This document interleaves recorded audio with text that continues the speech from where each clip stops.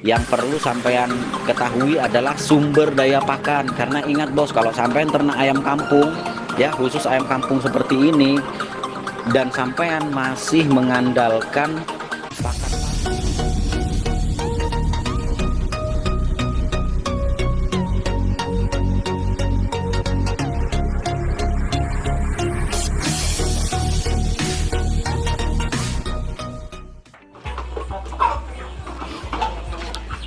Assalamualaikum warahmatullahi wabarakatuh. Selamat pagi, salam sejahtera ya bos. Kali ini kita akan membahas terkait dengan beberapa pertanyaan. Jadi pertanyaannya itu sederhana aja bos. Pertanyaannya adalah apa yang harus saya siapkan ketika mau mulai beternak. Kemudian yang kedua, berapa modal yang harus disiapkan. Ya, jadi pertanyaannya apa saja yang perlu dipersiapkan dan berapa modal yang perlu dimiliki untuk memulai sebuah usaha peternakan. Jadi bagaimana kita memulai sebuah usaha peternakan mandiri itu, memulainya bukan dari modal yang besar, tetapi dimulai dari apa yang kita punya. Seperti yang sering saya ulas di video-video sebelumnya, bahwa memulai sebuah peternakan itu tidak selalu dimulai dari sebuah modal yang besar. Karena apa? Modal yang besar itu bos, resikonya juga besar. Apalagi kalau sampean dalam dunia peternakan ini masih baru. Maka inilah yang akhirnya banyak teman-teman yang mengeluh ke saya atau di sosial media karena melihat YouTube ya, karena melihat YouTube untung sekian juta penghasilan dari beternak. Akhirnya modal yang ada diinvestasikan, akhirnya ambiar ya. Jadi kembali ke pertanyaannya tadi bos ya, pertanyaan di awal tadi, apa saja sih yang perlu kita persiapkan ya. Jadi saya jawab langsung saja. Yang pertama yang perlu sampean persiapkan ketika sampean baru memulai sebuah usaha peternakan, yang pertama adalah sampean harus tahu jenis ternak apa yang perlu sampean ternak. Jadi ini contoh, sampean kalau targetnya pedaging dengan masa panen lebih cepat, sampean boleh pilih joper.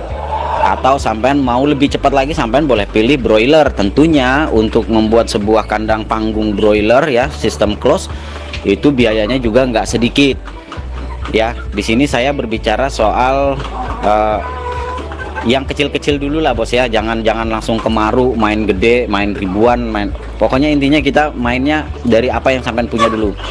Nah kemudian setelah sampean tahu nih tujuannya untuk apa ya, kalau tadi itu pedagingnya, sampean boleh pelihara joper, sensi ya, dari produk Balitnak. Sensi itu juga bagus bos. Kemudian broiler kalau skalanya kecil boleh aja.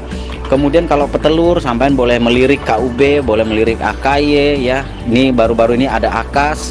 Kemudian selanjutnya lagi, kalau target sampean yang bisa untuk sampean jadi kedepannya pengen belajar jadi breeder, sampean boleh mengembangkan KUB, boleh mengembangkan AKY, yang mana di beberapa produk jenis ras ayam ini sudah tersebar di seluruh Indonesia. Tinggal sampean cari tahu aja di mana agen terdekat dari tempat Anda. Tapi dalam hal ini hati-hati penipuan ya, hati-hati dengan banyak maraknya penipuan belakangan ini bos. Jadi belum memulai udah kena tipu, jadi kasihan ya. Nah setelah sampean sudah tahu nih, saya maunya jadi pedaging aja dulu ya. Memang sih kalau saya bos ya, pribadi saya menyarankan sebelum sampean merambah ke petelur atau sampean mau jadi breeder, intinya sampean ternaknya target daging aja dulu dah ya kan. Nah kemudian yang kedua, pangsa pasar ya. Sampean boleh tanya dulu ke pasar, berapa sih harga pasaran. Jadi pura-puranya mau beli gitu kan ke pedagang ayam kampung di pasar, sampean tanya tuh berapa harga, apakah sistemnya per ekor, apakah sistemnya per kilo. Kalau dia per kilo berapa, kalau dia per ekor hantam ratanya bagaimana ya kan. Kalau sudah tahu, kemudian yang kedua, yang selanjutnya, yang ketiga, yang perlu sampean ketahui adalah sumber daya pakan. Karena ingat bos, kalau sampean ternak ayam kampung ya, khusus ayam kampung seperti ini, dan sampean masih mengandalkan pakan pabrik, saya udah ngomong di awal ya, sampean nggak bakalan untung. Percaya saja. Kalau sampean ternak ayam kampung seperti ini dan sampean hanya murni 100% mengharapkan pakan pabrikan, saya kasih tahu sampean lebih dulu, ini saya ulangi lagi, sampean nggak bakalan untung, pasti bakalan rugi terus. Ya, kenapa? Karena untuk masa panen ayam kampung ini relatif lebih lama ketimbang ayam broiler. Kalau ayam broiler 35 hari, 40 hari udah panen, bos. Bobotnya udah tercapai. Tapi kalau ayam seperti ini belum. Ya. Kemudian setelah sampean tahu sumber daya pakan, ya kan, hal selanjutnya perlu sampean pelajarin sambil berjalan nih adalah bagaimana cara mengatasi penyakit. Nah, kemudian material yang perlu sampean siapkan lagi adalah kandang. Nah, kandang di sini sampean bisa siapkan sistem koloni seperti ini atau sistem umbar seperti ini. Ini kandangnya semi umbaran, semi intensif sama, bos ya. Artinya kandang ada induk kandang di dalam, kemudian nanti dikelilingi oleh pagar keliling dan ayam akan bebas dilepas kapan saja, itu adalah semi intensif. Ya, jadi tetap dalam pengawasan sampean ayam-ayamnya.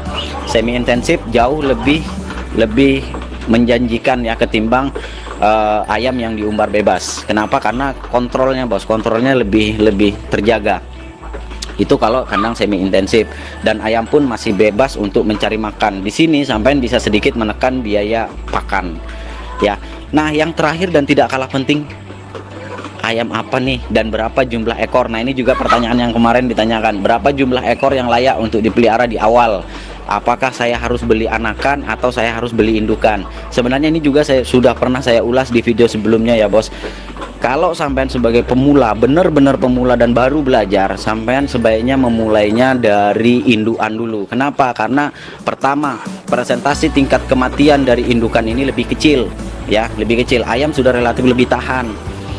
Kalau sampean memulainya dari anakan, contoh nih, sampean yang belum pernah sama sekali menangani ayam, terus beli satu box ayam yang mungkin jumlahnya sekitar 105 ekor, percaya saja dengan saya, bos, dari pengalaman saya dan teman-teman saya yang sudah yang banyak cerita ke saya, mengeluh ke saya, rata-rata nih mereka yang baru memulai terus beli satu box atau beli dua box, rata-rata tingkat kematiannya di paling minim itu separohnya mesti mati.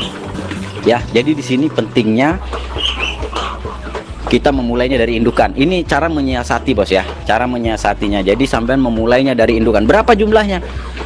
Hitungan ideal itu 1/4 betina, artinya 1 jantan 4 betina kalau mau bagus. Tapi kalau sampean punya 10 betina, artinya 1 jantan itu membawahi 5 ekor betina. Kalau idealnya kalau menurut saya itu satu jantan dengan 4 betina. Sampean bisa mulai dari situ, bos. Mulainya belajarnya terus bagaimana mengolah pakan. Nanti lama kelamaan sampean sudah pandai mengolah pakan alternatif. Di situ sampean akan nanti bisa memprediksi, oh kalau saya berikan pakan ini persentasenya sekian, kemudian pakan alternatifnya saya beri persentasenya sekian, produksi telurnya sekian. Nah, nanti sampai jadikan tolak ukur. Kalau sampai rubah pola pakannya, menurun nggak? Kalau tetap berarti bagus, bisa sampai pertahankan. Kalau umpamanya 80-90% produksi telurnya bertahan, berarti bagus. Tapi kalau menurun, berarti ada yang salah dengan pakan sampean. Sampean gitu aja sih, bos, kalau tahap belajar ini. Sebenarnya beternak ini kita langsung praktek. Intinya sampean terjun langsung ke lapangan, terjun langsung ke dalam kandang, baru sampean bisa pahami. Oh, ternyata mengolah pakan itu seperti ini. Jadi berbeda halnya kalau ini kemarin saya sebenarnya kasihan ya, tapi saya baru lihat di sosial media. Sebenarnya saya mau komen, tapi saya juga nggak sampai hati ya. Salah satu rekan peternak di Indonesia ya, saya nggak tahu dari mana, saya cuman baca aja statusnya yang cukup miris menurut saya. Ya, katanya tergiur dengan presentasi atau statement yang dilontarkan di beberapa YouTube. Untung sekian, akhirnya ya itu tadi seperti saya katakan di awal, modal segitu-gitunya akhirnya nekat diinvestasikan, akhirnya yang ada malah buntung. Kan ini kasihan, bos. Nah, jadi saran saya sampean tetap menggunakan metode konvensional dulu di awal. Artinya indukannya tetap angkrem, kalau dia ada telurnya biar aja diangkrem sama indukannya. karena sampean juga masih dalam tahap belajar ya. Nanti kalau sudah level berikutnya baru sampean belajar untuk menetaskan di mesin tetas. Nah, kemudian pengolahan pakan, sampean harus cari sumber daya pakan alternatif apa yang ada di daerah sampean yang mudah dan murah, tetapi juga nutrisinya bagus. Dan ini nutrisi ini penting bos, kenapa? Karena itu tadi seperti saya bilang, kalau rumusannya salah maka produktivitas dari ayam kita juga akan menurun, dan itu sudah pasti ya bos. Jadi sederhananya seperti itu. Jadi ini kemarin banyak sekali yang bertanya dan saya tidak sempat menjawab, maka saya jawab dengan video ini saja. Bagaimana cara kita mempersiapkan peternakan di awal ya, kalau sebelum kita memulai sebuah peternakan. Terus masalah modal, sampai nggak usah tanya modal ke saya bos, nggak usah tanya modal ke saya.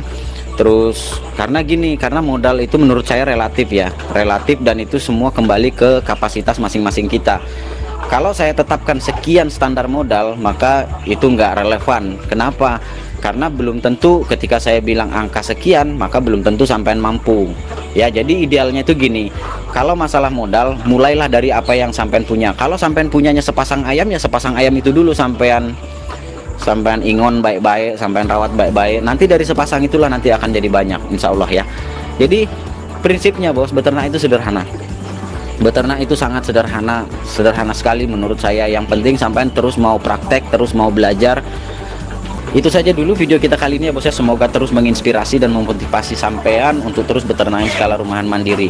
Jangan lupa di share agar rekan-rekan peternak yang lain juga tahu. Sekian dari Bakal Peternak, sampai jumpa di video-video kita berikutnya. Assalamualaikum warahmatullahi wabarakatuh. Salam sukses bosku.